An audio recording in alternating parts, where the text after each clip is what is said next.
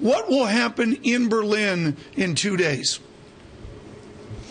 They have something called the Lichtgrenze, which is basically a wall of balloons, white balloons. There's some 8,000 of these balloons. They trace about a 15-kilometer stretch of the old line, and then sometime after sundown, they will be released into the sky, and that's really the big moment here. I hope we have some video up of it. It's going to be pretty remarkable. The Brandenburg Gate is behind you. What portion of the Berlin Wall still stands? Less than 400 meters. I mean, you know, depends what you classify the wall. Was it just the part that divided East Berlin from West Berlin, or is it the part that divided Berlin itself, the backside of West Berlin from the municipality of the state of Brandenburg? Right, and we've got very, very little. It's just for tourists. And Brendan Greeley with us, who spent some serious time in Germany. I mean, you lived there. I've lived there several times and reported from there. And Hans, you know, how big of a cultural force now, 25 years later, is what they call nostalgia, the nostalgia for the former East?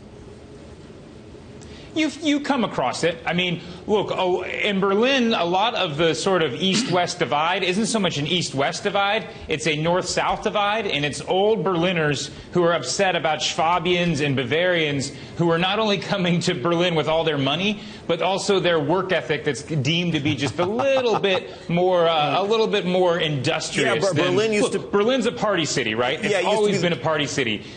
Well, it's a party city, but I want to bring up a photo that I remember seared to my childhood memory, and this is when the dialogue changed, folks. That is Peter Fechter's body.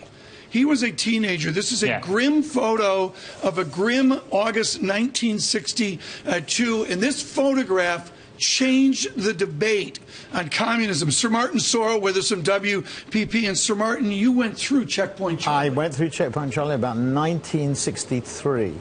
A year after that photograph. So actually, sorry, no, not 60, 65. Could you feel the tension at that time? Absolutely, absolutely. We went into Prague. We went to Prague. It took us 12 hours to get to Prague. The train journey was meant to be 6 hours. So it was double. Obviously couldn't speak any Czech at all or even read it. So it was it's the first time in my life I couldn't read the language. It's a question of understanding reading it. But Checkpoint Charlie and East Berlin was extremely grim at that particular point in time. And it's an amazing change from where we were. It is. And I think this, you know, one of the things that's hard to remember is how much confusion there was at the time in 1989, you know, the 25th anniversary. That it was almost an accident that the wall was opened. You know, I had a friend who ran through that night, and he said he wasn't sure whether he was supposed to be allowed through or not. And he got his nose broken by a guard on the way through, and he thought, I better just keep running. We don't know how long the wall's going to be open. Hans, to take a broader view here, Henry Kissinger at the Council on Foreign Relations a few days ago, in remembrance of this with leading academics of the world, including your Germany, what is the tone of Angela Merkel as she goes to Sunday? She grew up in that East Germany, didn't she? She grew up, and the night Angela Merkel, the wall came down, it was finally opened on Bornholmer Strasse, just about a kilometer from her then apartment. You know what she did? She went to the sauna. After the sauna, what'd she do? She had a beer.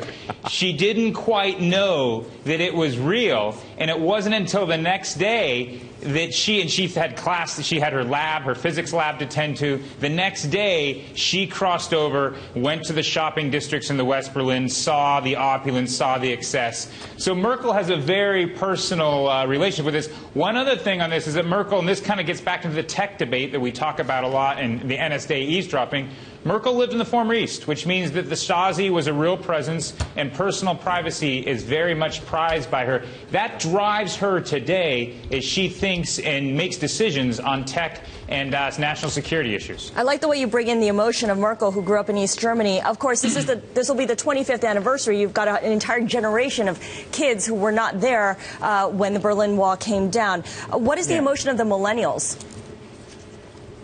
Well, a lot of the millennials from the East don't really understand, the significance of it. For the generation that, say, in their 40s and 50s, those on the East may have been left behind just a little bit. I mean, you look at the number of board members from the West and the East, it really doesn't compare. I mean, board members that grew up in the East, so these would be men and women in their 50s, 60s, just a handful on Germany's top companies. Right. Even when you look at the big companies throughout Europe, throughout Germany, a handful are in the Old East. Most of those are utilities. You do have some big auto plants. You got BMW and Porsche in Leipzig, which is in the east, but there's a huge economic difference still. Hans Nichols, thank you so much from Berlin.